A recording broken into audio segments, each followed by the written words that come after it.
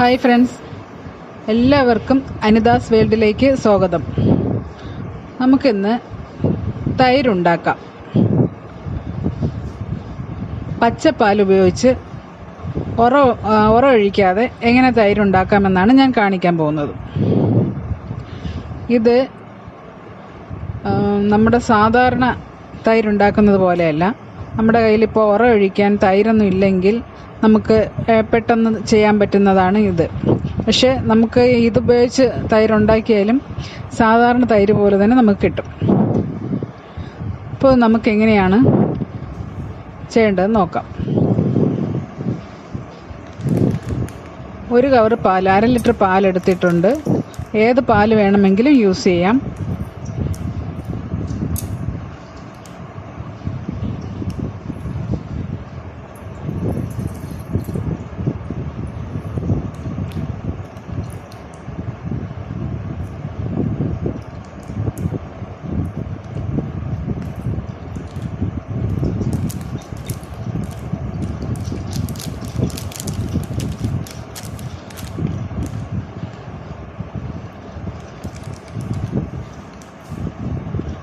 ഇനി ഞാനിവിടെ ഒരു 4 പച്ചമുളക് കഴുകി വൃത്തിയാക്കി എടുത്തിട്ടുണ്ട്.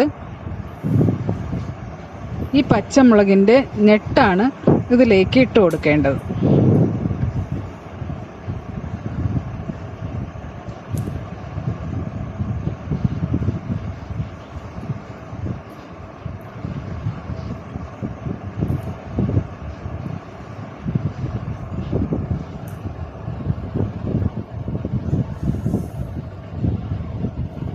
ഇനി ഇത് നമുക്ക് എയർ ടൈറ്റായിട്ട് അടച്ചു വെക്കണം.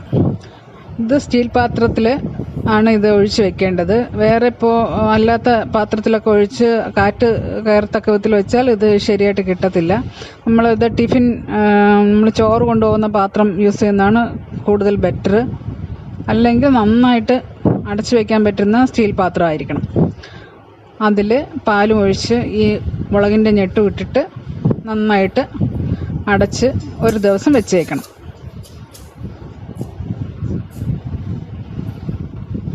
നമുക്ക് പുളി കൂടുതൽ വേണമെങ്കിൽ ഒരു ദിവസം കൂടെ കൂടുതൽ വയ്ക്കാം. അപ്പം നന്നായിട്ട് പുളിച്ച് കിട്ടും.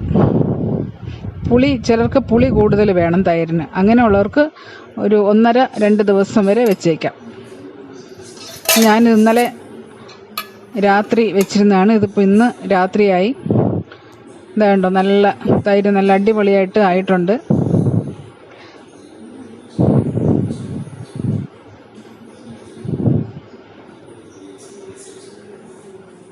നമ്മൾ ഒഴിച്ച് പാല് കാച്ചിയിട്ടുണ്ടാക്കുന്ന അതേ പോലത്തെ തൈര് തന്നെയാണിത്. പക്ഷേ ഇത് അതിനെക്കാട്ടിയും കുറച്ചുകൂടി ടേസ്റ്റാണ്. നല്ല ടേസ്റ്റ് ഉണ്ട്. ഇതിന്ന് വെണ്ണയും ഇതൊന്നും മാറ്റിയിട്ടില്ലാത്തതുകൊണ്ട് നല്ല ടേസ്റ്റാണ്.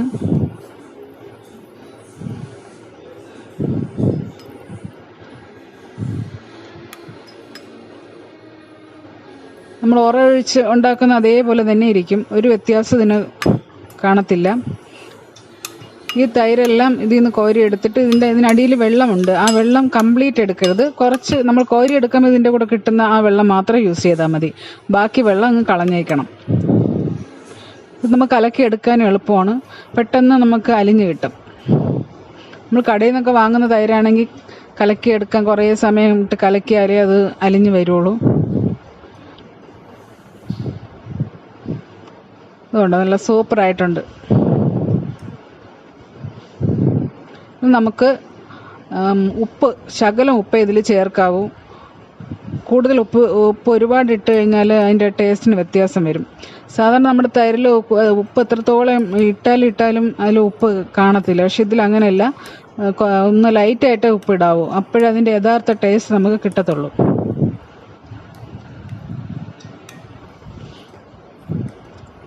അപ്പോൾ നിങ്ങളെല്ലാവരും തയ്യാറാക്കി നോക്കുക. ഇപ്പോൾ നമുക്ക് തൈരൊക്കെ കടയിൽ നിന്ന് കിട്ടാനൊക്കെ പ്രയാസമില്ലേ. അപ്പം നമുക്ക് വീട്ടിൽ പാലുണ്ടെങ്കിൽ ഇത് കണക്ക് ചെയ്യാം. ഒഴിക്കാൻ തൈരില്ല എന്നുള്ള പ്രയാസമൊന്നും വേണ്ട. ഇത് കണക്ക് മുളകിൻ്റെ ഞെട്ട് മാത്രം മതി. എല്ലാ വീട്ടിലും മുളകൊക്കെ കാണുമല്ലോ. അപ്പോൾ ഇത് കണക്ക് പാലിൽ മുളകിൻ്റെ ഞെട്ട് വിട്ട് ഇത് കണക്ക് ഒരു ദിവസം വെച്ചിരുന്നാൽ മതി. നമുക്ക് അടിപൊളി തൈര് കിട്ടും. നിങ്ങളെല്ലാവരും തയ്യാറാക്കി നോക്കുക. എൻ്റെ ചാനൽ സബ്സ്ക്രൈബ് ചെയ്തിട്ടില്ലെങ്കിൽ ഒന്ന് സബ്സ്ക്രൈബ് ചെയ്യണം.